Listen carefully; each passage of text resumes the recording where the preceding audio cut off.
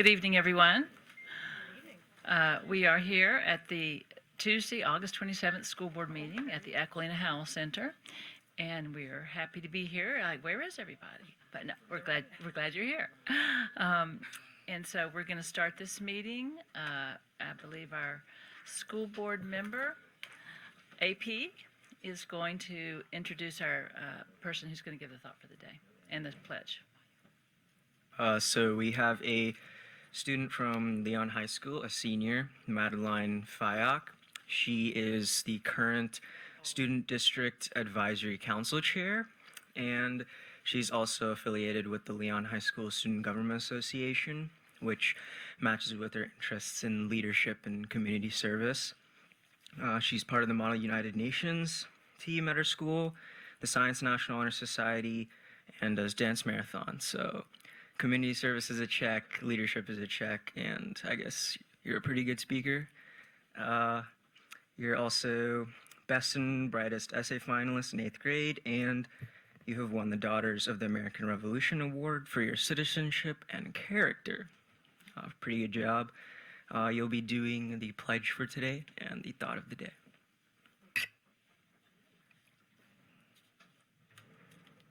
Could everyone please stand?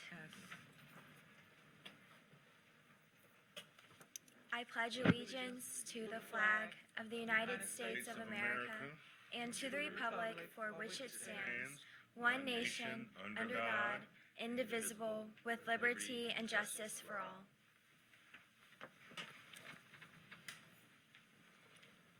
The thought of the day is from Ralph Waldo Emerson.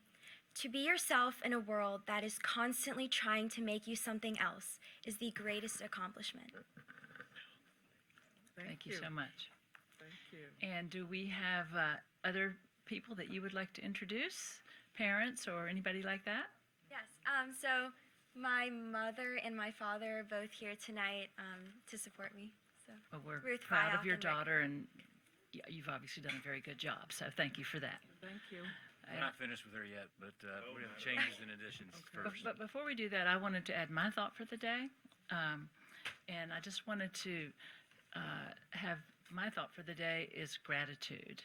And my gratitude extends to so many people. I'm sure I'll leave someone off, so y'all can chime in who I forget. But I want to express gratitude to the students and to the parents who got us through our first tough week with their patience and understanding, and we are grateful for that. I'm grateful to our bus drivers who also helped us get through the first couple of weeks under a lot of strain. I'm grateful to our superintendent who led us through a little mini crisis, but you showed leadership, you showed courage, you showed the community how you take responsibility when you make a mistake and then you fix it. And I know on behalf of the entire board, we are all very grateful for your leadership. I'm grateful to my fellow school board members who have stood by you, and we continue to stand by you and will do that. I'm so grateful that we had a great first 2 weeks of school. Sometimes you miss the forest for the trees, and we had 2 really good opening weeks with kindergartners coming to school and cafeteria workers feeding our children and teachers teaching and aides aiding and custodians cleaning. And, we have a massive operation. And I just want to express my gratitude for all those people who are making this place work. And so, and as the representative of the students, you tell them we said so, okay? Okay. Okay, thank you. Anybody like to add? Sure. Well, yes, Madam Chair. Go ahead, Ms. Bowen. Thank you. I'd like to thank the superintendent as well for his leadership and the hard work that he put in to find a solution to the issues regarding the bus routes. And we certainly know that there are probably some things that we can still work out, but all in all, it's starting to come together. And it appears that the firm course of action taken is working. And we appreciate that, and we appreciate the fact that you called on your staff and bus drivers to be there to come up with the decisions that are helping the buses to run now. I think you would agree when I say that leadership is not easy. And oftentimes I think when we sit on this dais and we look here and we're coiffed and our thoughts come together, sometimes we make it look a little easy. But behind the scenes, it is not easy. However, it comes with the privilege and it comes with great responsibility and accountability. I think you've stood up under that very well. And so as we move forward, I suggest that we use this challenge, this latest bus routing debacle, if you would, that we're now straightening out. Use it in a proactive way to take a look at what more we may do in our system. You know, I mentioned this just yesterday. If we take a proactive look at what we're doing, then we can perhaps take care of some issues and problems that would be coming down the road. You involve the bus drivers, your staff, and other community members to get us where we are today, and that is to be noted. When we're back to normal and we're back to what is good and what is right in this system, I would encourage us to take a look at our entire system. We talked a little bit about this yesterday, to look at the entire Leon County school system and look at all of our services, our food services, our technology, refine and relook at transportation, technology. In a few minutes, a few months, weeks perhaps, report cards are going to be coming out. And to just take that kind of look over the system as you look at your business and finance offices and the HR functions, all of those functions, and get a status report. And as we continue in the year, that it will continue to be one of the best years ever with this review. Someone told me a long time ago that the more eyes you have looking at a situation, the better able you'll be to see some of the problems. And I think you've been doing that. And I certainly know that as this board, as we stand with you and we stand together in this community, that we will do that. To this community, I need to say thank you. I know that comes a little strange, but I really do need to thank this community. Having been on this board now for a little while, I think this may have been the third time that we have been, I'm going to call it, marched on. I need to think of another word. We've had information shared with us about some decisions we have made. And so it didn't feel good that first time. It didn't feel good the other day, but it was important. They held our feet to the fire, and I say to this community, that's what you need to do. We are your board. You elected us to look out for you and to be your voice. So I thank them for that, and should they find additional issues or problems, they need to come back to us again. I see head nods on the board. So we appreciate that. These are our children in our schools, and we are our neighbors and our friends, and so I too look forward to working with this board. We are a good board. We bring diversity and experiences and many other ways that we can assist this community. So thank you, and we will continue to be diligent in how we serve, and never forget that we place children first, making sure that they are safe. Thank you, Mr. Superintendent, and thank each of you who have helped us to get to this point. That's it. Anybody else? Okay, we're going to move on then with our changes and additions. Ms. Bowen, if you don't mind reading those. All right, Madam Chair, the changes and additions are as follows. Add the minutes from the August 13, 2019 school board meeting. The minutes were finalized by staff on Monday, August 26, 2019. 2, add item 7.02, school board agenda review workshop minutes dated January 7, 2019 through August 12, 2019. District staff inadvertently did not add these minutes to prior meetings. Upon notification, these items are being added as a part of compliance efforts. Number 3, item 7.03, approval of personnel actions, August 27, 2019. Replaced the contents of the public content and the supporting documentation. I move the acceptance of these changes and additions, Madam Chair. It's been seconded by Ms. Striplin. All in favor say aye. Aye. Opposed? It passes. Okay. Our next is our superintendent spotlight, so take it away. All right, Madeline, we'd like to welcome you back to the podium. We also have with us tonight Mark Early, our elected supervisor of elections. So, Mark, thank you for joining us tonight at that school board meeting. So, we have some exciting news, right? Yes. We're all ears. Okay, so My resolution concerns voter registration, pre-registration drives in public high schools, and I would like to implement that into Leon County Public Schools. So you all should have received my resolution in the agenda, and this PowerPoint is kind of a brief overview of how this resolution began, its journey up until now, and our hopes for the future. So to begin, the focus is on identifying 2 days to give students the opportunity to pre-register and register in their high schools. This resolution is important because the success of a democracy is, to make sure that citizens can voice their opinions in government and that everyone is equally represented.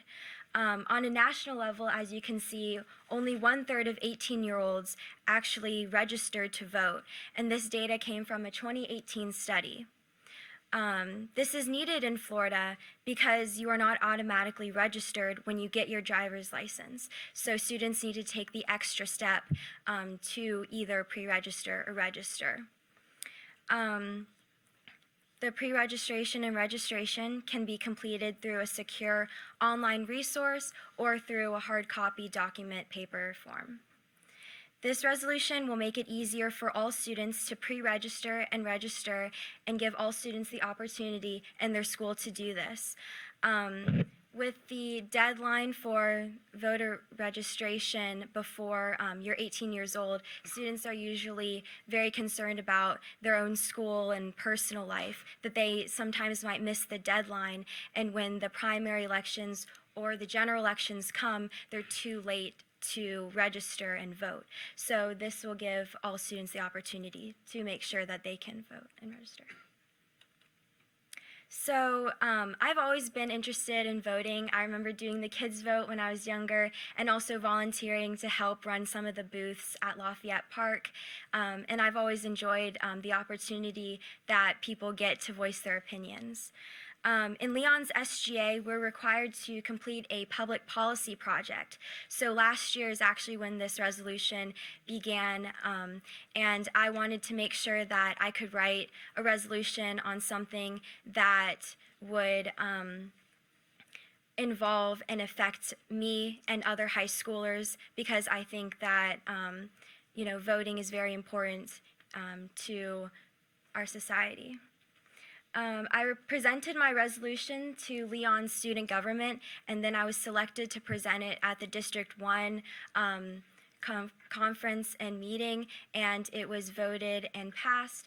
Then it was moved on to the Florida Association of Student Councils meeting, where I presented the resolution to school representatives, and it was also overwhelmingly, liked. Yes, supported. Great. So yes. So my journey kind of began with me presenting it to SGA and realizing that nothing else was going to really further it into a policy or implement it into Leon County schools. And I wanted to do something about that.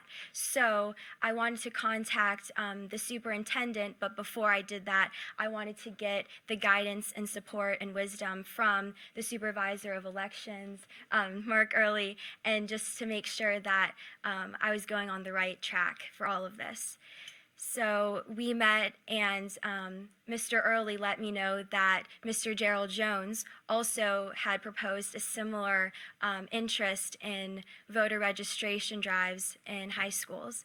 And so we all collaborated together. We met throughout the summer. We had multiple meetings on ways to try and implement this into public high schools. So this is a timeline that I created, and as you can see, it goes in order of starting with September of 2019 and carried on until next year. And so September 24th of this year is the National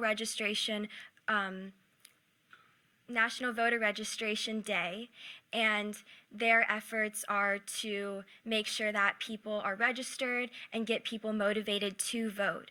And so we're thinking of doing a promotional day on that day to promote our January 21st of 2020, which would be our first district-wide voter registration drive in Leon County Public Schools.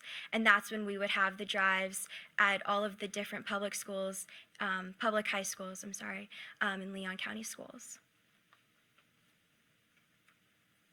So these are some of the people that I would like to thank: Mr. Mark Early, Miss Monique Duncan-Jones, and Miss Susan Kaplow, who are all present tonight. And I would just like to thank them for all of their guidance and support of me and my resolution and assistance on helping me get this far. I would also like to thank Mr. Darrell Jones for supporting this idea early on and being there to as like a connection to the school board and his role with the school board. I would also like to thank Mr. Rocky Hanna for giving me the opportunity to present this in the Superintendent Spotlight, and Dr. Michelle Gale for helping me coordinate with everything that I have to do, giving me the details of what I need to do for tonight and for SDAC and just everything. I would also like to thank my advisor, Mr. Josh Stewart, who's the SGA advisor at Leon High School, as well as my principal, Mr. Billy Epting. Great gratitude. A lot of gratitude around tonight. Gratitude, wonderful. Yes.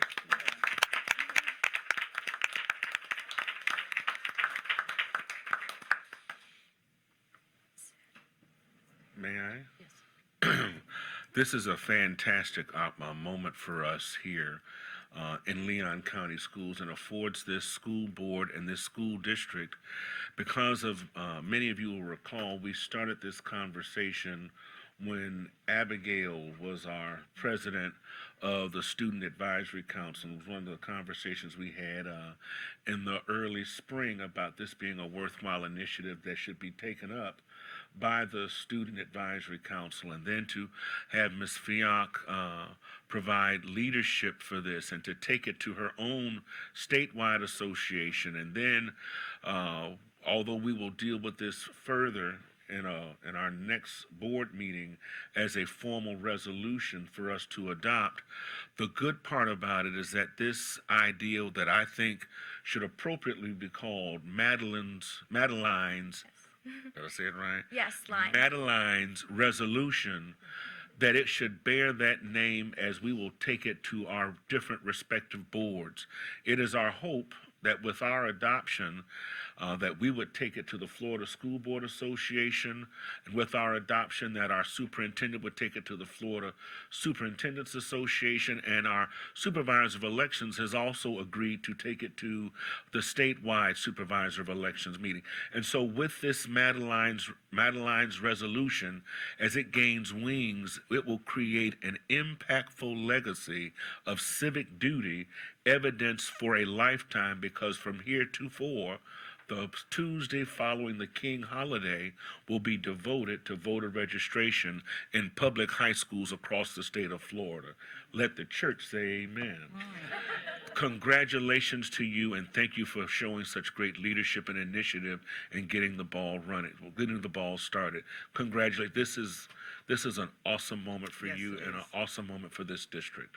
Thank you. Yes, Thank it is. you.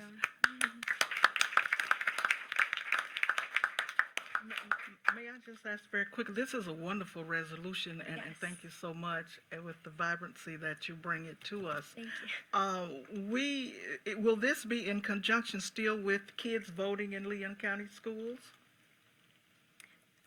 We were thinking of doing something kind of separate, Okay. just to make it its own mark and its own Okay, legacy. all right, great. But we're still going to do kids voting. That's Yes, still- yes, is of that- course. Okay, yes, it Always. doesn't supersede that. No. No, of course not. Okay, this is great, wonderful. Thank you. Okay. Yes. I wanted to apologize for being late, Madeline, because I've been looking forward to hearing you present, but I do want to recognize her parents, Dr. Rick Fiak and Dr. Ruth Fiak, in the audience, both of whom are a part of the Florida State University. And thank you for raising such a beautiful, lovely, Yes. smart, intelligent daughter, and for entrusting us with her in a public high school where she's obviously thriving, You could clearly be, at a private school or somewhere else, but we're just honored and grateful to have your leadership. And thank you, Mr. Early, for being here and helping us. Glad to be a part of this Launch partnership. this, yeah. I think it brings together a lot of assets and the great leadership of our students, embodied by Madeline.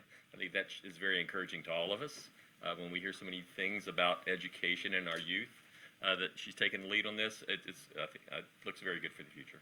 Wonderful. Great. Yes, it does, doesn't it? Thank you. And Madeline, while you're here, I hope that between you and AP, y'all will continue the thing that was started last year of students visiting other students and getting a. Are y'all going to do that again this year? Swap days. Swap days? I hope we do.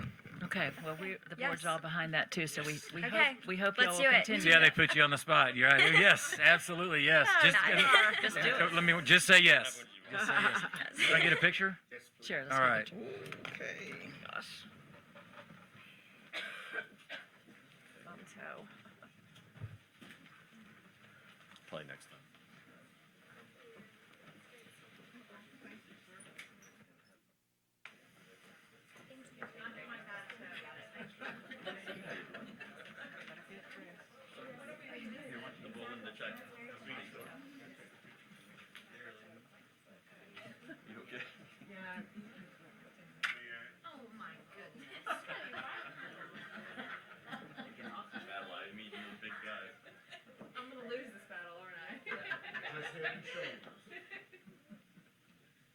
Don't forget us on the end, please.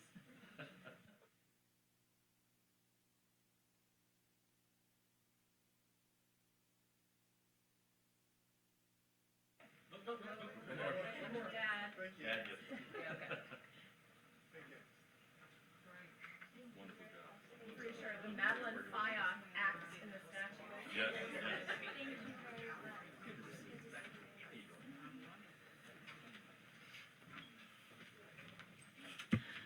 Once again, Superintendent, I'm glad we start out with a student event because that's why we're here. So thank you for that good superintendent spotlight. Next, we're going to do reports to be heard. And I'm scanning down here. I see Leon County Schools Audit Committee report. So we can start with that. 504. Well, good evening. Good evening. For the records, my name is Pat Weaver, and I'm a member of the Audit Committee. Superintendent Hanner, school board members, I want to thank you for an opportunity to provide this quarterly update in behalf of the Audit Committee. The Audit Committee met on July 18th of this year, and the meeting highlights are as follows.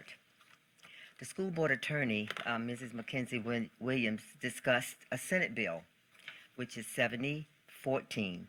This bill was signed by the governor on April 26th of this year, and it's in effect as of July 19th, the 1st of July, am I right?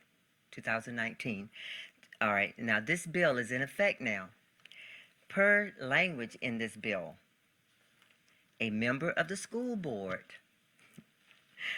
shall be appointed to the audit committee to serve as chairman of the committee. In light of this information, the audit committee requested an intern auditing staff to prepare a school board agenda item to request the appointment of the school board member to this audit committee. And that agenda tonight is 19.02. Mrs. Sanders, which is the Director of Financial Services, addressed questions presented by the committee in our April 19th meeting. This committee requested clarification regarding some transferring of funds in and out that was shown on the report during a financial overview provided by our previous superintendent of business services at our April meeting, and this was a scheduled meeting for the audit committee. Mrs. Sanders explained that due to it was a coding issue. The necessary research was completed by the finance office and the coding was corrected. In response to the questions by the audit committee, Mrs. Sanders mentioned that it was some cross-training efforts in the financial department are ongoing. Efforts are underway to address any concerns by the external auditors in the past audit reports, and the bookkeeper training is provided by the budget department. The school board attorney also provided us with an overview of our roles and responsibility of the audit committee as it outlines in Leon County School policies. That's 6840. The committee will be considered given a special meeting just to address the potential changes, the updates.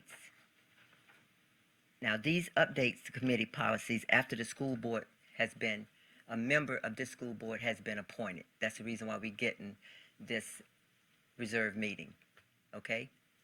But not a scheduled meeting. This will be a special meeting just to bring us up to date and to be introduced to our special committee chairman. Superintendent Rocky Hanna stopped by to just thank the committee on giving up their time, efforts, and energy to serve as a part of Leon County School Committee. He noted the importance of this committee and stated that he and the school board members were very appreciative to have an outside eye. Remember that eye looking on to the management. We discussed that eye. Management of the district funds. Mrs. Paul, the Director of Internal Accounting, provided us with update status of the external and internal audit reports. She mentioned that the Auditor General's office is conducting an informational tech operational audit. The entrance conference was held July 10th, and a time frame for completion for this audit has not been determined. The district external audit firm has begun their interim fieldwork for the 2018 and 2019 district financial audit. They have also selected 15 schools for internal accounts audit, and they have begun their site visit at each school. Internal Audit Office quarterly reports, first, second, and third quarters, for this is the 18th and 19th fiscal year we discussed. Also, a special discussion we had about the results of a special review of the internal accounts at Sable Ponds Elementary School, and the committee was provided with those technical assistance. Mrs. Paul presented us with a draft of the 2019 and 2020 annual work plan. The committee suggested and the plans, and we provided recommendation to that staff. The audit committee requested that the 2019 and 2020 Office of Internal Auditing annual work plan be submitted to the school board for the final approval. And that is on the agenda for tonight, 18.01. I want to thank you for an opportunity to provide you with an overview of our activities from the Leon County Audit Committee. Our next reporting to the board will be November 2019 of this year. As a reminder, we meet 4 times a year, and those months are July, October, January, and April. And our next meeting is October 18th. And I hope that we've had a scheduled meeting to actually meet the new school board chairman of our committee before October 18th. Thank you. Thank you. Thank you for your report. And Pat, I'd just like to thank you for giving of your time, efforts, and energy. You could be doing a lot of things tonight and during these meeting times, but it shows your 4-decade-plus service to our school district and how much you still care about our resources and our children. And I can't thank you enough for giving of your time during your retirement years to stay so actively involved and give of your efforts. So thank you from the bottom of my heart. Madam Chair? Well, what, you have to wait. We have to wait. I want you to think about this because I'm gonna tell you something. Numbers, you know, like Mr. Hannah said, I can find a penny. I mean, eyes are on the management of the internal and external accounts, but I want to see which member I'm gonna have the opportunity of working with. Just have to wait and see. Oh, We'll get yeah. there. I got my Madam degree Chair? in English. I'm a counselor. Madam Chair, I see some people already defecting. we have to be transparent up here, you know? Most seriously, I do think this committee's work under the leadership of Ms. Paul there and her office staff and the wonderful woman who just made this report. However, I need to thank Mr. Alan Stutz. Mr. Stutz has been chair of the audit committee for at least 10 years. I suspect he's watching, so Mr. Stutz, Alan Stutz, I want to thank you for your commitment, your dedication, and your energy for staying the course so many years. And he also works in many other capacities in this community. But having served on that committee off and on through the years, and have seen him work and to work with us, he has stood shoulder to shoulder with us. So thank you, my friend and neighbor. And our school system is better because you've served. And he's retired as well. So in case there's some other things he wants to do with the district, we invite him back, come back as a volunteer. He has children or grandchildren in the system, so he is still invested. Thank you very much. You've done an outstanding job. Thank you. Can we go to the next? Okay, Yes, we thank you. can. Next, we're going to have the Turnaround School Supplement Services Plan that we heard about yesterday at our board workshop, and Ms. Gregory is here to talk to us about it again. Yes, good evening, Madam Chair, Superintendent, board members. I'm here tonight just to give you a brief report on the overview of the Turnaround Supplemental Services allocation. Later on in the agenda, there'll be an item for your consideration. However, as you are aware, in the state of Florida, all traditional public schools and charter schools receive a school grade. And historically, when schools do well, there's a significant amount of flexibility that's provided the schools. However, if a school does poorly in terms of the school grade, and we're specifically addressing school grades, they receive a D or an F. They enter into an accountability system called differentiated accountability. And that differentiated accountability system has different levels, 3 levels within it. It begins with some light intervention and support. Maybe they had a bad testing year. They had been at A, B, C school. They had a bad testing year. They earned a D or an F. And then the school receives some extra support. And then schools that have Ds or Fs for 2 years enter into what's called a district managed turnaround. And so that's a really prescriptive, supportive framework to improve student achievement at that school site. And then if, something terrible and the school receives low grades for 3 or more years, there is even more significant measures, including the external operator. What the state has seen at the state level is that we have many schools around the state who go in and out of differentiated accountability. They go B, C, C, C, D, D, D, or C, D, DC. And so what they have done through policymaking at the legislature is they have created the Turnaround Supplemental Schools allocation. And what that does is it provides additional financial resources to schools who have exited differentiated accountability, but for whom other markers, perhaps they had multiple years below a C, indicate that they need just a few more resources to really systemically change and improve student achievement on their campus.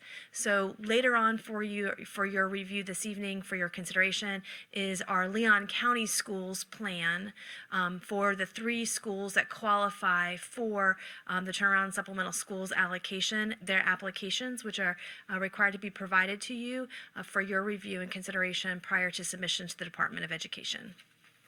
Thank you very much.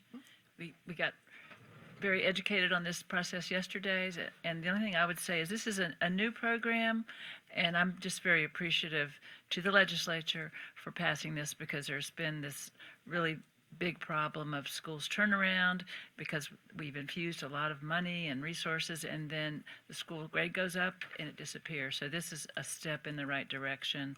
So when we can say something nice to the legislature, we need to. So we'll say thank you for this, because this is going to help our schools. Thank you. Thank you. Okay. I see the superintendent is next, and I believe we're going to get a transportation update.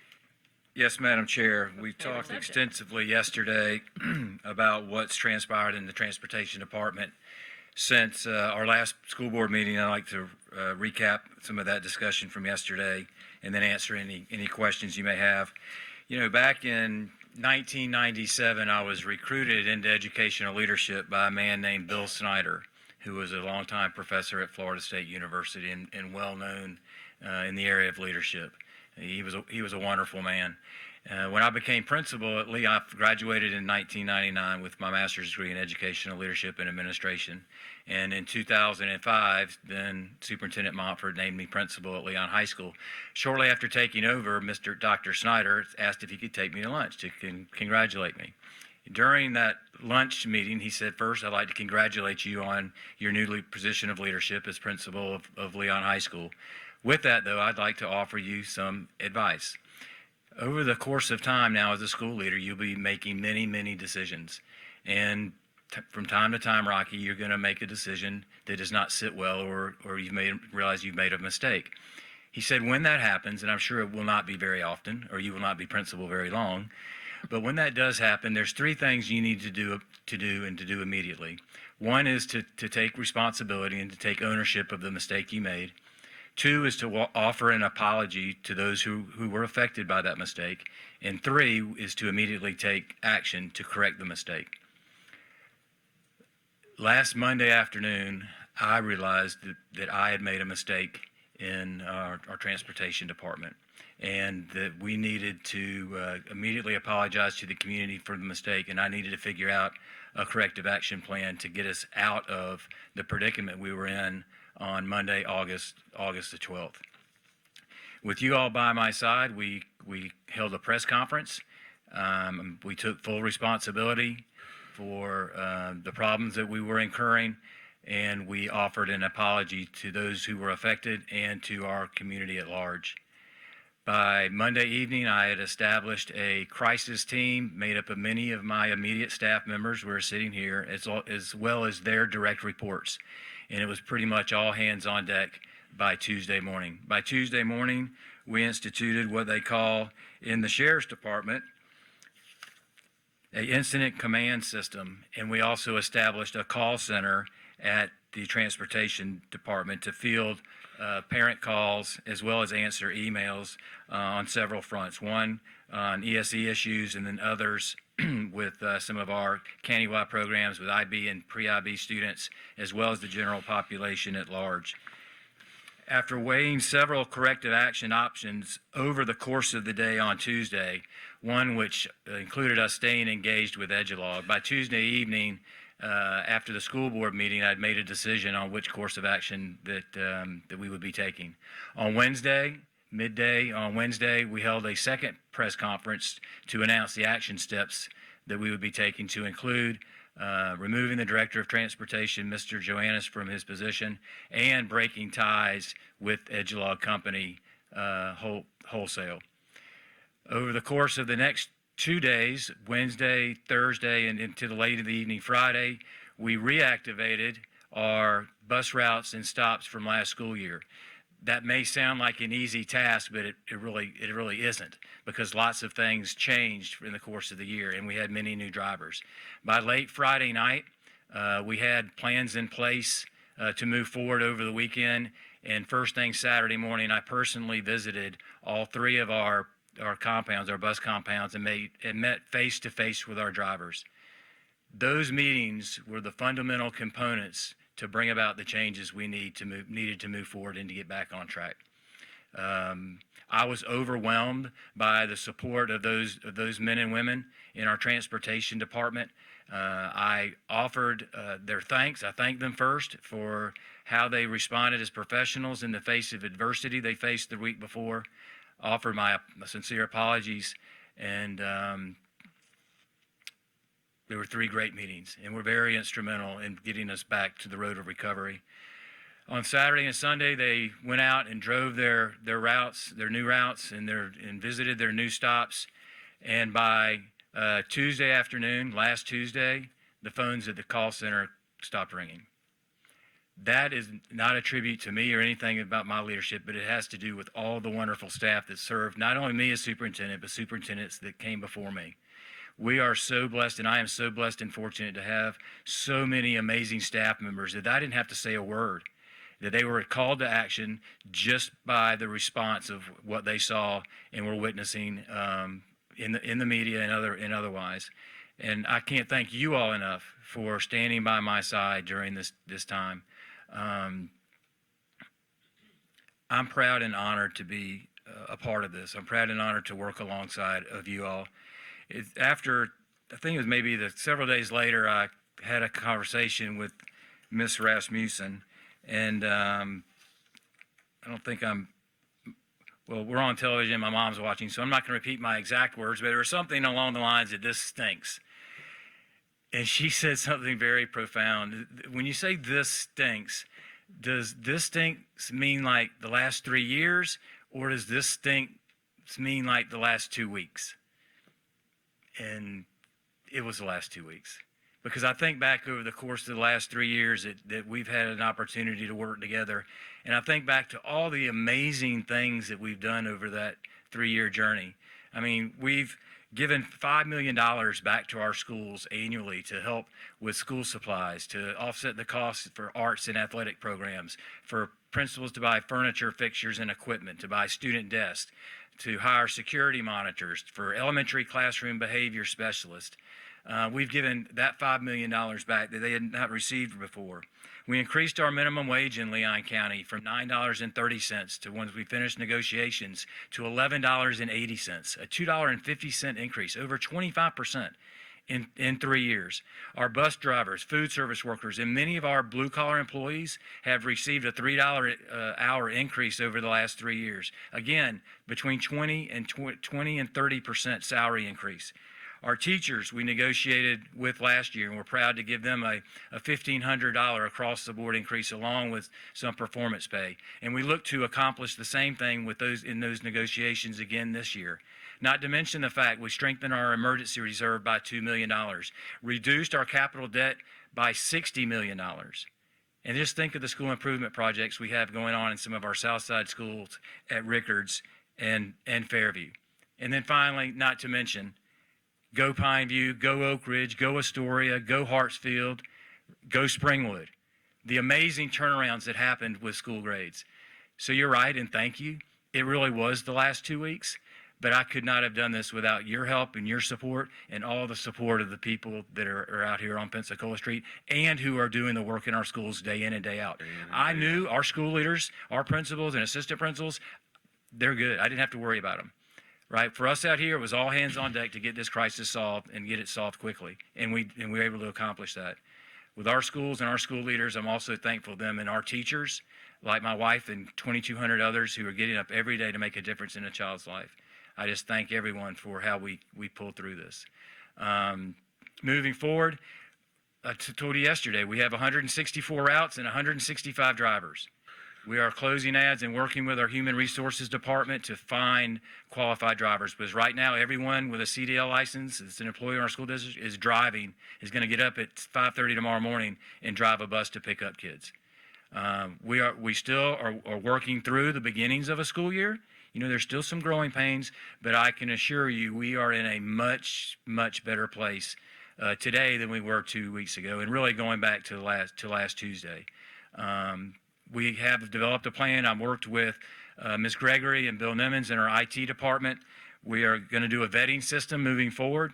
We're going to move slow to move fast this time and do a vetting system with a new vendor, just like we did with Focus and our new student information system, and then to run parallel tracks with the AS400, our currently antiquated, outdated system, along with any new system we introduce into our school district. Again, I make mistakes. I will make others. I will not make this mistake again. And I just thank you for your support and encouragement. Madam Chair, Yes. Mr. Superintendent, Shakespeare says, "Uneasy lies the head that wears the crown." My grandfather said it even more eloquently. As a man, you can either be a thermostat or a thermometer. Thermometers merely measure temperature, but thermostats set it.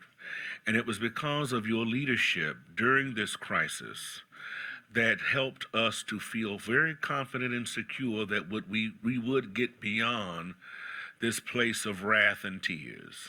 And here now our students are safe, and we still are engaged with a future plan to ensure that what we had originally anticipated still comes to fruition. So thank you for having been able to been responsive as you have been, and to bring your passion and your intellect and your 31 years of experience as a leader and as an educator to bear to remedy this situation. So kudos to you and a job well done ultimately. Well, thank you very much. Yes. Just to add to that, I want to, for those who might be watching and haven't been paying attention to this because maybe you don't have children who ride buses, I want to remind all of us that the original reason, the impetus for the entire conversation had to do with student safety. That we were very concerned about the antiquated system that we had, and that with modern technology, we would be better prepared to track and keep up with a manifest like an airline would. They know who's on the plane and when. And so I want to make sure that that isn't lost. And so we're trying to figure out how now to keep the positive parts of the equation and fix the things that didn't work so well. And similar to what the superintendent said, I was lamenting with a friend, a trusted colleague, and I said, you know, we were trying to make it better, not worse. We went with a trusted vendor that we've been working with for years. They're a national company. You know, no good deed goes unpunished. And he said, don't say that. He said, there are lots of good deeds that go without punishment. Don't let this define you. And I said, you know what? You're right. We're not going to let this keep us from trying to find efficiency and more safety and better circumstances for our kids. This vendor let us down in a horrific way. Thankfully, I'm so grateful. Thank you, God, that nothing happened to any of our kids during this particular week. But again, as I said, this was 1 week, not the whole school year. And while this was happening, a lot of incredible things were happening at our schools. During the opening week, I was hearing all kinds of fantastic reports from children and teachers and parents that were excited about the opening days of school and how great this year is going to be. So that's just my added 2 cents worth. Thank you. Thank you. We had an equal gratitude session at the beginning of the meeting, so I'm Yes, glad you we got did. to add your voice to it since you got Yes. caught in the rain. Yes, So, yes. thank you. That stands. Thank you. Okay, I think we're ready to move on to the next thing. And that would be the items of consent. Do I have Persons a to be motion? heard. Oh, persons to be heard. Speakers? Yes, ma'am. Madam We have a Chair, few persons to be heard. we have 2 speakers. Okay? First speaker is Scott Mazer. Please come to the podium. Give us your name and address. You'll have 3 minutes. Sure. Scott Mazer, 3319 Dartmoor Drive. Superintendent, Madam Chair, Board, appreciate the opportunity to meet with you guys and to attend yesterday's Board Agenda Review meeting, because one of the things that you talked about was behavior. And wanted to kind of address a couple of things that were brought up about restorative justice and some things that have been on my mind and as ours for association to kind of maybe how can we help problem solve this. To begin with, been doing a lot of reading. William Glasser, I don't know if you know who the gentleman is, but choice theory. And one of the things that he shares in choice theory is that restorative justice is just the first step, meaning that discipline is external, choice theory is trying to change the student, restorative, but choice theory is changing the system and how the system responds to students. And because of that, there's a couple of things that are shared in the beginning here. Bosses drive, but leaders lead. A boss relies on authority, but a leader relies on cooperation. A boss says I, and a leader says we. A boss creates fear, and a leader creates confidence. A boss knows how, but a leader shows how. A boss creates resentment. A leader breeds enthusiasm. A boss fixes blame. A leader fixes mistakes. A boss makes work drudgery, and a leader makes work interesting. And that's why when this book kind of came across my path, I thought this might be the opportunity for us. I'm going to buy one for each of you, that we kind of do a little book study, take a look at it, and consider the ways that we can kind of implement it. Because what it talks about is that the teacher is a manager of the students, but then the manager is the principal and the administration of the teachers. And that when having those kind of boss versus leadership situations, it kind of limits the growth and the high quality that we can get out of our students and our staff. And so I think it's mutually beneficial, and it will allow us to kind of respond to students and their behaviors in a more positive way. But look forward to the opportunity to do so. do also want to share with you real quickly that we've been sharing out the Amwell with CHP, and so we hope to have more than 18 people signed up to help drive down the cost of emergency room visits. So we're committed to that cooperative relationship and trying to help with the budgetary type limitations that we have. But we do also ask that you join us for our Fund Our Future Phase 2, which will be happening as a Fund Our Future Leon, as we kind of reach out to all parties, county commission, city commission, business owners, school board, of course, superintendent, to do some positive, proactive things as Board Member Bowen had said, to positively impact what our students have on the other end. And I want to say thankful to you, Superintendent, for the move slow to move fast. No, last probably a couple of weeks ago, maybe a month ago, how we build is important as what we build. So Time. appreciate it. Thank you, Scott. Thank you. Madam Chair, the second and last speaker is Stanley Sims. Please come to the podium. Give us your name and address. You'll have 3 minutes. Stanley Sims, I'm at 1320 Avondale Way. Mr. Darrell Jones, I'm not really good with Shakespeare, but one mentor of mine, Barbara Jordan. And Miss Woods, Barbara Jordan said something to me that my 8th grade teacher at FAMU High instilled in us. And she said that America is only as good as its promise. Now, what am I saying? We've promised our children some things. May not always materialize, but we have to take responsibility. Mr. Superintendent, there's one more thing that you left off that list that I think was very important of an accomplishment that was made in this district, and that's free pre-K for our Title I children. Pushing that down was a good thing. But there's 2 things that I got to talk about. And I got to look at Miss Woods, and I'm going to look at Miss Strickland, because they're going to make sure that I say this right. She's laughing. I was so happy to hear Miss Strickland said, I always had your name wrong, forgive me. She said, if we would have listened to our bus drivers, I stopped what I was doing. Because that is the core of the issue. So where are you saying, Stanley? This district has done some great things. But there are some things that I have fought for that have not been addressed. Those bus drivers, I know them. And you know I know them. They kept trying to tell you, Manny, this would not work. With his statement that he made saying that I'm going to give you enough rope, I don't understand why he's not terminated. He doesn't have, if all employees with CDLs was driving Miss Bowen, he couldn't drive. He needs to be got gone. He does not have our children's interests at heart. I'm the one fought him because he was making our kids drink hot water. Talking about they saved $200,000 a year because he turned the chillers off on them. No, it's time for him to go. Second thing, y'all know how much I love this community. And we'll fight. One of Ms. Strickland. One I stand up for. Yes, why I ain't on damn committee? At least Jackie would let me come. If he didn't do any of my suggestions, he'd let me know what's going on. I'm tired of begging, knocking down doors. I think that this incident is just like Ms. Rassu said, a good moment for us to reassess, Your time is up. reevaluate. I'm going to see. Thank you. Reevaluate and do some forgiveness. Thank you for your Give comments. everybody involved. Thank you. Madam Chair. Thank you. Okay, next we have items of consent. Do I have a motion? You do, Madam Chair, so move. Second.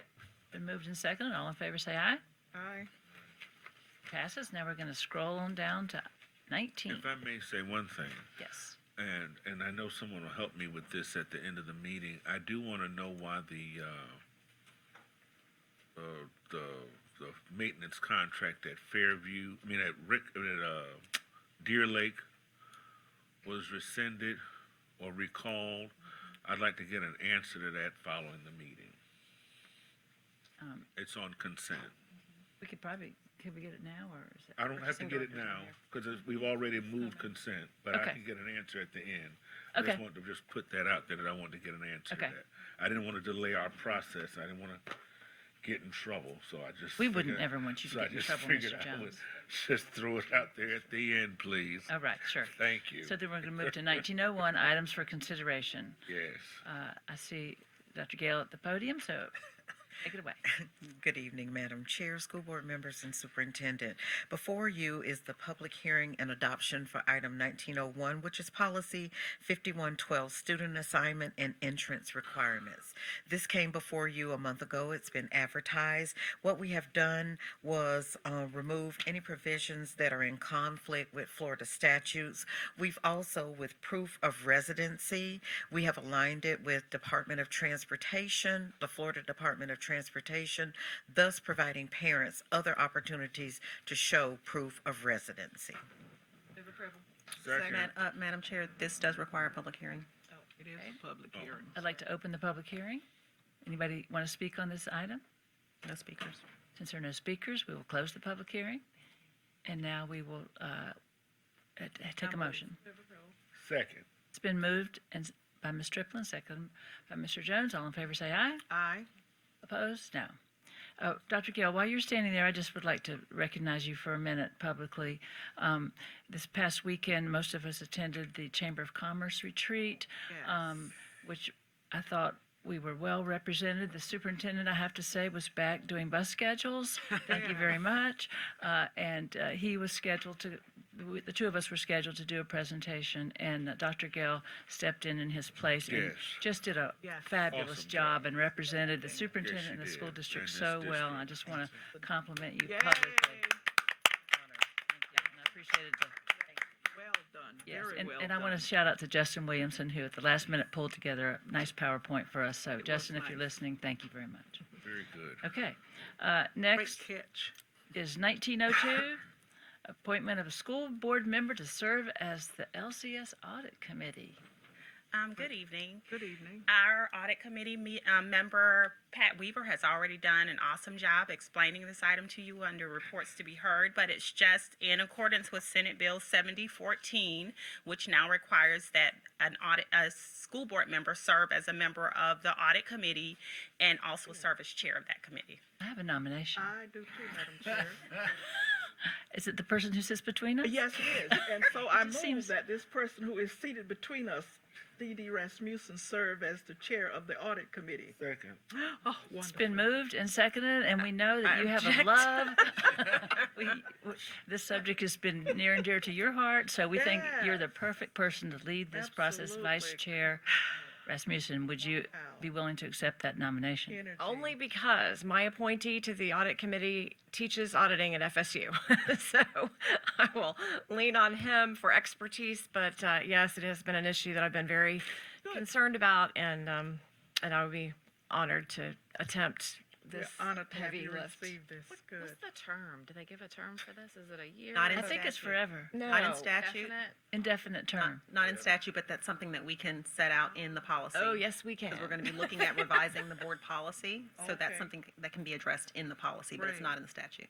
Okay. My thought on that, I would just kind of, off the top of my head, would be that the vice chair would be the really appropriate person to serve in that role as they gain that knowledge. Then going into the chair position, I feel like it's going to be a good exposure, and then kind of it just would automatically filter into the chair position. Just a thought. But you notice I'm at the farthest. I was going to down. say, you sit at the end. Yeah, uh-huh. I think. We'll Okay, it's- see. How about Just a that? thought, but It's a great thought, and That's a good idea. it's been moved and seconded. Let's get it voted on quick. All in favor, say aye. I, Opposed? Oh, it passes. how Thank often you. do y'all meet? Each quarter? 4 times a year. 4 times Quarterly? a year. 4 times a year. So it's not miserable. No, it's, you'd love the work. Yes. It's great. I'm farthest on the end, but But you taught math. That's right. I have a marketing degree. Did you hear these people? Okay. Next all is right. 1903, and I see Miss Gregory at the podium. Yes, ma'am. Good evening, Madam Chair, School Board Member, Superintendent. For your consideration this evening is the Memoranda of Understanding between the District School Board and the Leon County Teachers Association for the Florida Department Declaration regarding the lowest 300 schools and differentiated accountability, otherwise known as DA schools. Because of the program requirements, teachers who work at those schools have a slightly different work experience, and we've negotiated that and entered into an MOU with the LCTA on that experience. Move approval. It's been moved and seconded. All in favor say aye. Aye. It passes. Thank you very much. And next we have Turnaround School Supplemental Services Plan 2019-20. Yes, ma'am.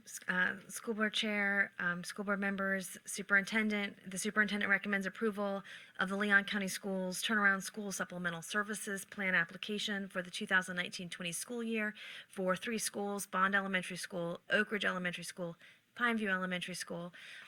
I did provide updated documentation so that you have before you. I wanted to make sure that I publicly recognized we had 2 errors in numbers on the document from yesterday that was submitted during the agenda review. The first was the amount per FTE. It is $441.72. The original documentation had the wrong number. And then up for discussion, and I do want to acknowledge, was the parent involvement for Bond Elementary School. It was very low. It said $40. It's $40,000.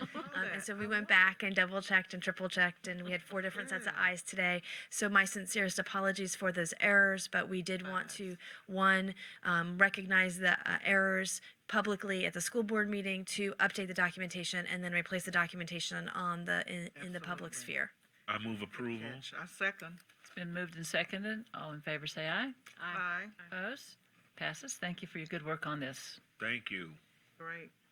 And next we have from Mr. Albritton. You go ahead and explain this. As Mr. Albritton comes, I'm also going to ask, I see Mr. Murray and Mr. Gardner here and others, if you'd like to come up also and just maybe give a brief overview again to the board and to the listening audience about this next item. Okay, item 1905 is support for proposed expansion of the urban services area around Childs High School. This item was workshopped by Pinecomb LLT 2 weeks ago with the board, and they're here tonight to answer any questions. On July 25th, 2019, Mr. Gardner sent on behalf of Pinecomb LLC, Woods LLC, a letter to Superintendent Hannah requesting that their property and the remainder of Child's property be, they want to turn an application to put it in the urban services area.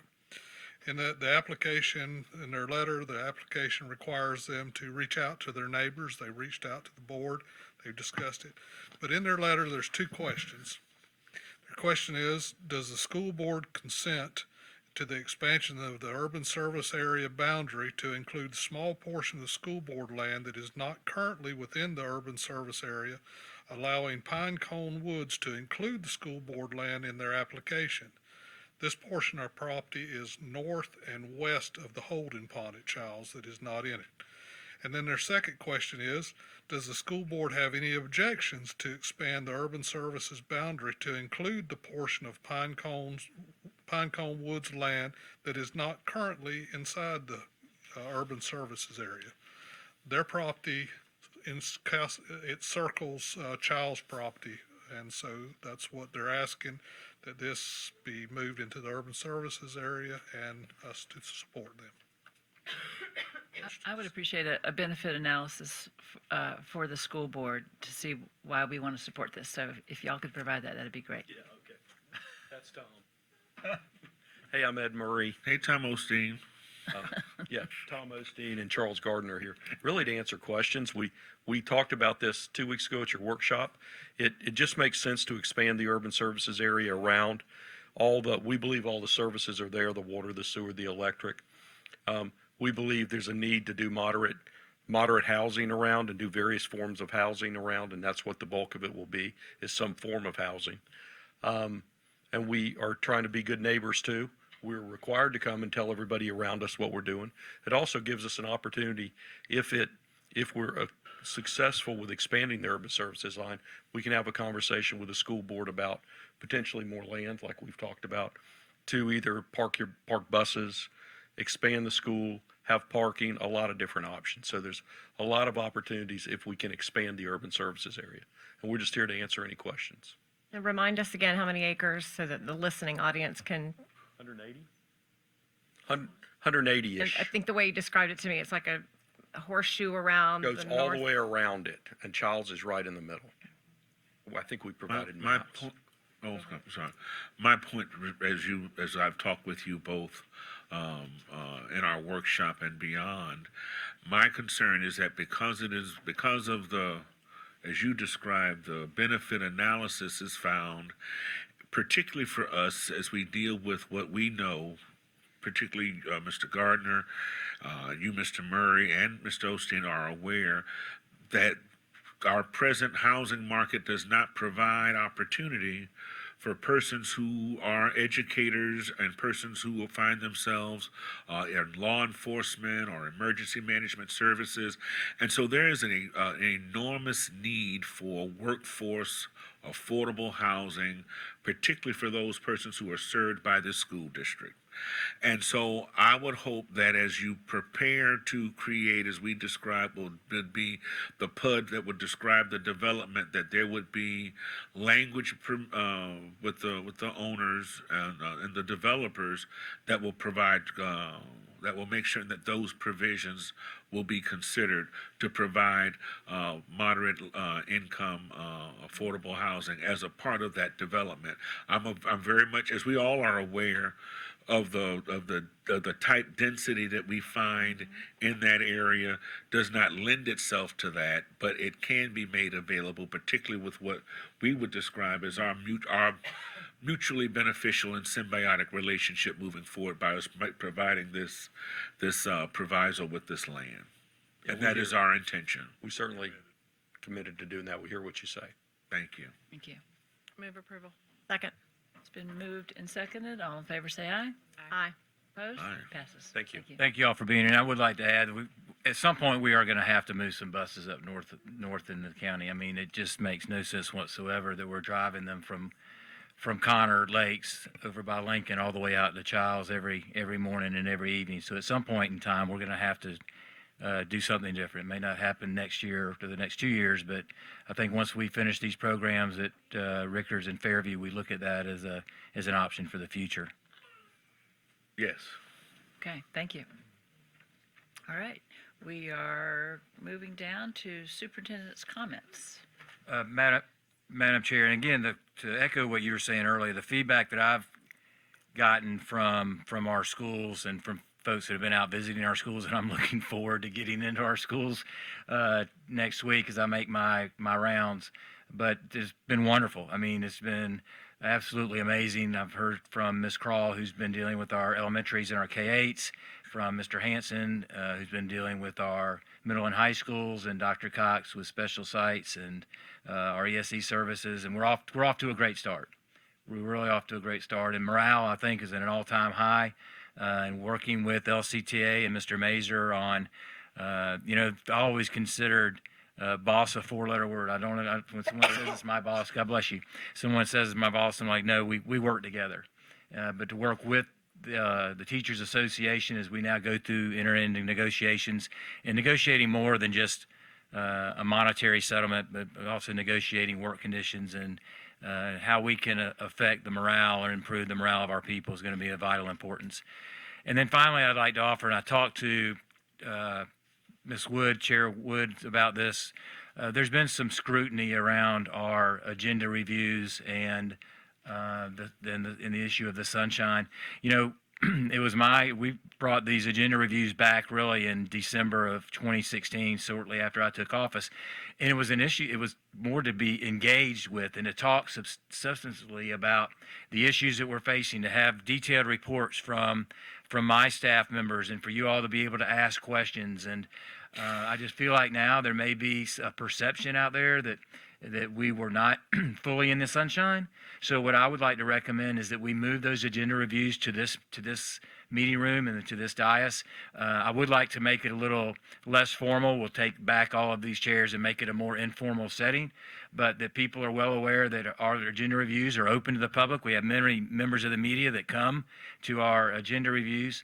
But I just don't want the perception in the community to be that we're trying to do something behind closed doors because, as you know, nothing's further from the truth.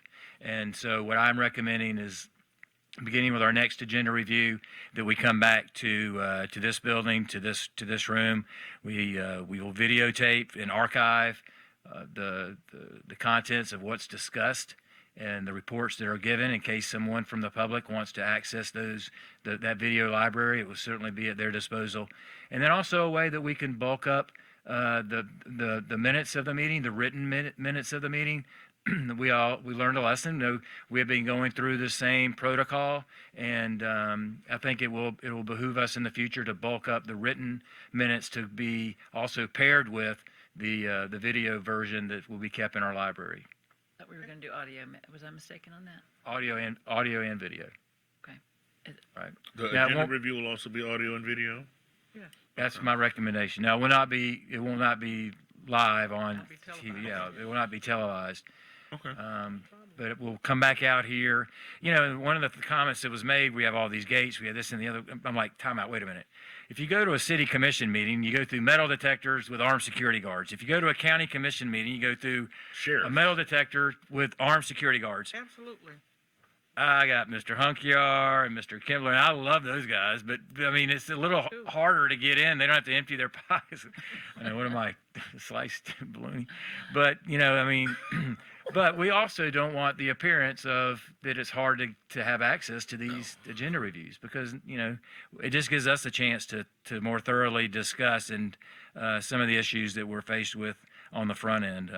So, again, I thank you for your consideration. This is what you call responsive leadership.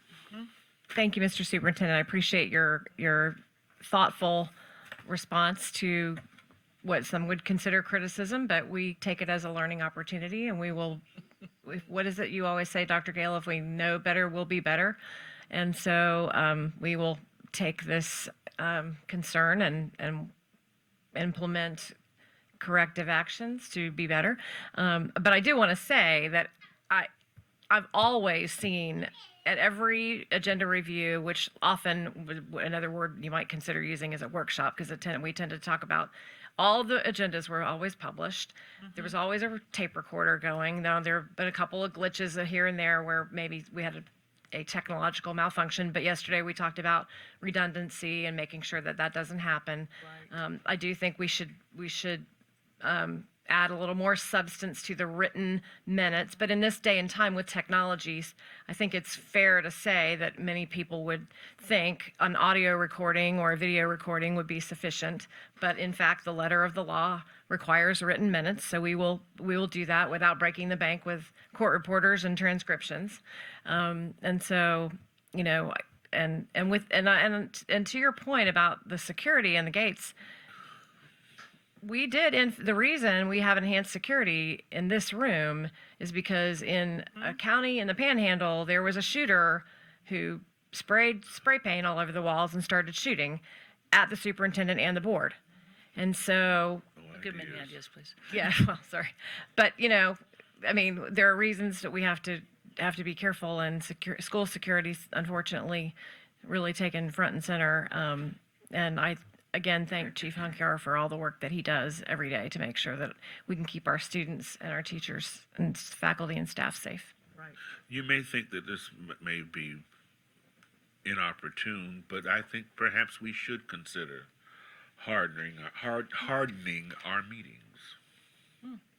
Well, That may be something for us to consider. and to add to that, I certainly hope that this does not mean in any way we will lessen anything that we're doing. I kind of like knowing that we have what we have in the way of, shall I say, locked gates, so that we can be more certain of who is coming in, particularly in view of the mechanisms down at the other sister governments, you know, where you got to enter into those gates and doors. And so I'm glad that Mr. Hunkier and staff are here so that they can continue to make us safe, and everything that Mr. Rasmussen has said has been true. And so we don't apologize for that. We want to feel safe as we work to keep our students safe. So fine, we meet here, and I suspect this room might be more conducive to what we need in the way of recording and making certain that the necessary electronic equipment is here, and I look forward to it.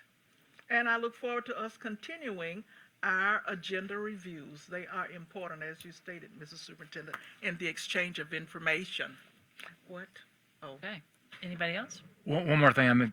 Chris came to remind me. I'd be remiss if I didn't mention we're having our second ribbon cutting at Fairview Middle School on Friday at 10:15. Right, to have a grand opening of the brand new cafeteria, kitchen, all of the new administrative offices. It's beautiful. So I encourage you all to be there Friday morning, Fairview Middle School at 10:15. In the following week, we're going to Rickards. In the following week, we're going to Rickards to have another ribbon cutting at Rickards High School. At what time? 9:40 on September 4th to have the grand opening of Building 23 at James S. Rickards High School. Is that the 5th? Thursday. I think it's the 5th at 9:30, right? And then Sable Palm the week after that. In Sable Palm, having a cutting for the new community school at Sable Palm. So lots of exciting things going on. Yes, Mr. Superintendent, as exciting as the weeks in the future will be, you attended, I believe, a very exciting and hot reception of a gift that was given to Lively Technical College the other day in the way of. An aeroplane. That's not a secret anymore, is it? It's not. We had a video. We don't. So we have the. Do you have the video? You think so? The what? All right. You want to try to show it? I mean, we're early. It's only 7:17. We're. I think you all would love Oh, there it is. There it is. There it is. We have. It was great. It was hot out there, but it was great. This day marked the achievement of new heights for the Lively Tech Aviation Program. A diverse crowd of people from across our community gathered to witness the reveal of a gracious donation. While the donation directly supports the Lively Aviation Program, it also brings far-reaching impact across Tallahassee for our airport, workforce development, and economic development for the city and county. Dr. Jesse Judell and his wife Elise donated a magnificent aircraft which will advance the training and education of students studying aviation mechanics at Lively. The Aviation Airframe and Power Plant Mechanics program is designed to prepare students for employment or advanced training in the commercial and general aviation industry. The Judells' generous donation of their Mooney M20M fixed-wing single-engine aircraft immediately offers Lively students hands-on training and maintenance simulation on more current aviation technology. Lively Technical College is focused on providing the best technical training for workforce development throughout the Big Bend region. That's good. Okay. Well, are there any continuing concerns from board members tonight? I have a new concern. Okay, let's do continuing first. You also had a question about an agenda item earlier. Did you want to get that answered tonight? Or? I can get it after the meeting. Okay. And so no continuing concerns, so we'll go to new issues. It's not necessarily a concern. Issue. I am very impressed with Miss Kelly Lister Walker and the work that she does. And I am interested in her providing a presentation to our, as a part of one of our agenda reviews, whereby I think that I would like to be more engaged. I'm sure that you all would like to be more engaged, particularly in terms of how she is able to harness human capital to the benefit of our schools. What she's been able to do in terms of providing mentors, and I just think that type of lift, I would like to be more engaged and would like to find out how I can be more engaged. And I'd like to have her come and talk with us about how we get engaged to not only just help I know we are somewhat hamstrung in trying to raise money, right? But we certainly can raise human capital to the benefit of our schools. And I think she has a clear plan of action that I think if we were equipped with that in a workshop setting and instructed and subsequently equipped and then thereby empowered to enlist in that enormously impactful work, I think it can make a difference in our schools. Thank you. Anybody else? I had a couple of things I want to just mention real quick. Sort of along those lines. First of all, I went to the retreat for the Foundation of Leon County Schools today and met with the board. I didn't realize I was on that board till last week, but so I had a lot of catching up to do. So I'm hoping the next chair will allow me to be involved in that because this is Yes, because the next chair is going to have to be on the audit committee. So I think that it's perfectly appropriate that the former chair should go on to the foundation committee. But I just want to say that they have the potential of us working together. They're about to hire a new executive director, and I just think we haven't totally capitalized on the potential we have there. You spoke of raising money, and we had a presentation from the person who heads all the 60, I think there's 64 foundations in the state, gave us a really good snapshot on where Leon County stands in terms of compared to other foundations. So I'm just looking forward to renewing that relationship and making it stronger moving forward. But related to that when you finish. okay, but related to that, I would like to see us ask Superintendent for a report, an annual report, before we finalize our budget from all the entities outside of our organization that we have funded in the past year, so that we can get, before we pass the final budget, that we get a report. And I told them at the foundation today that we were going to want to see that in terms of how much money have they raised, what projects have they funded, and I think we should expect that from anybody that we have given some money to. So I would just like to see that in at least a written form from anybody that we have supported, such as, example. Well, who reports to us?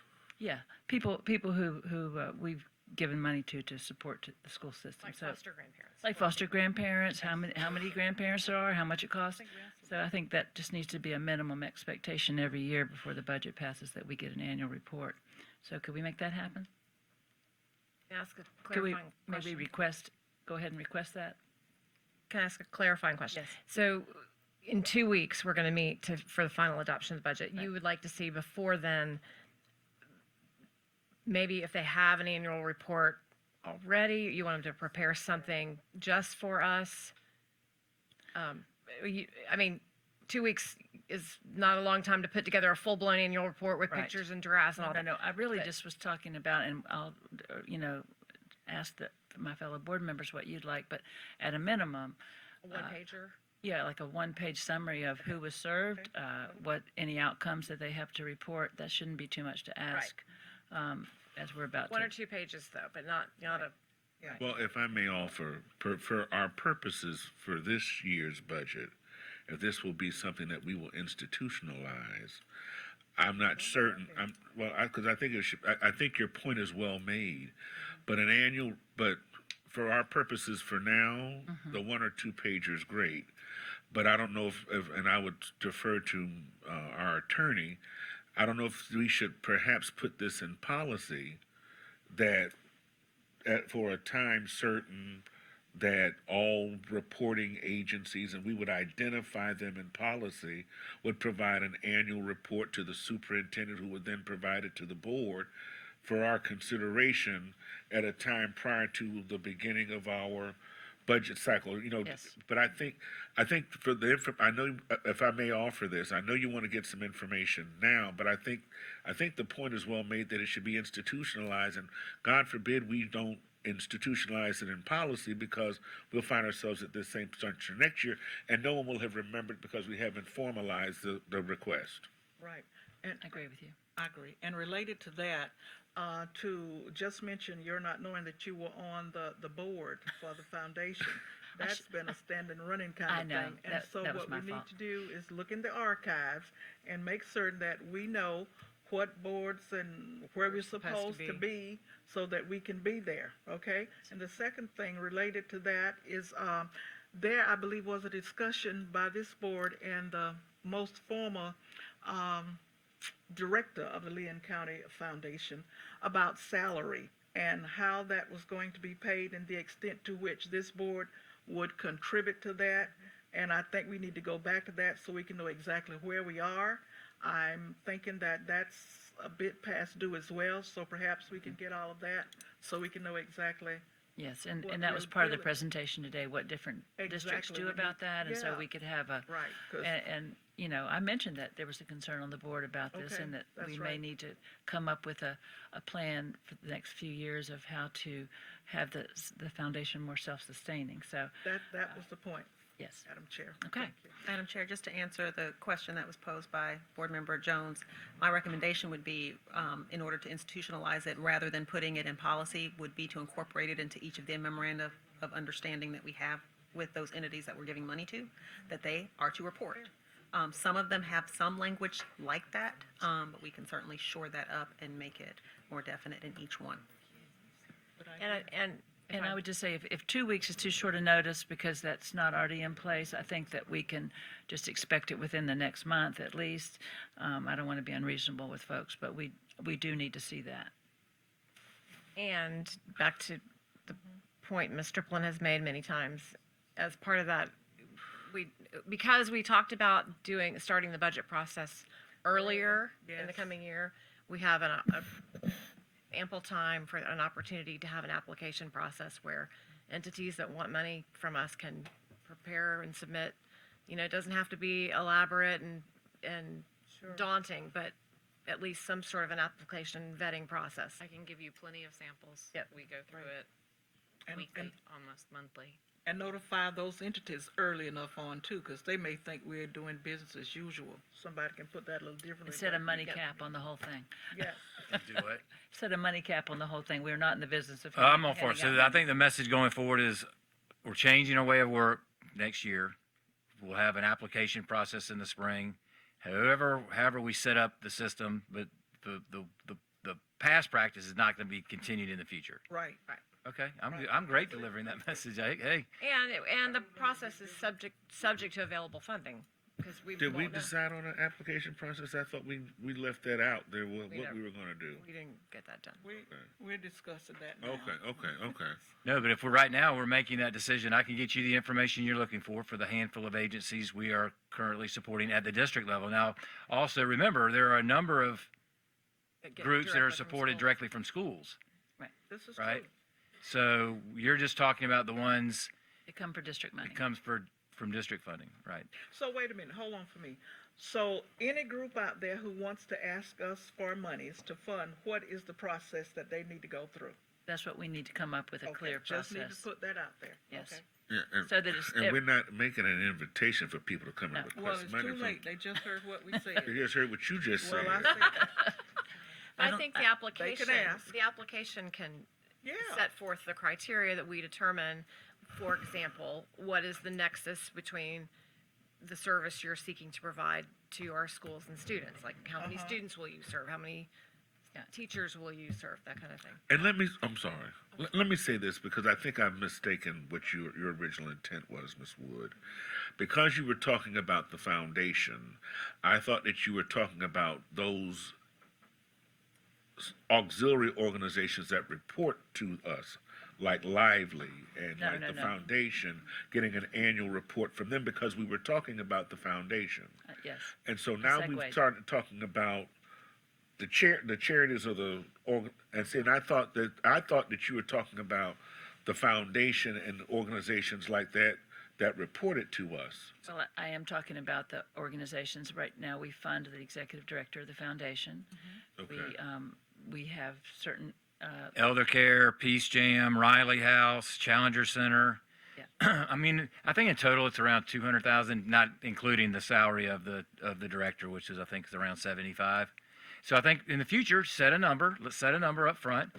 Create a process. Everybody starts over again. We come up with some type of vetting procedure, and which one of y'all want to chair that or oversee that? Alva. I will absolutely. You're hired.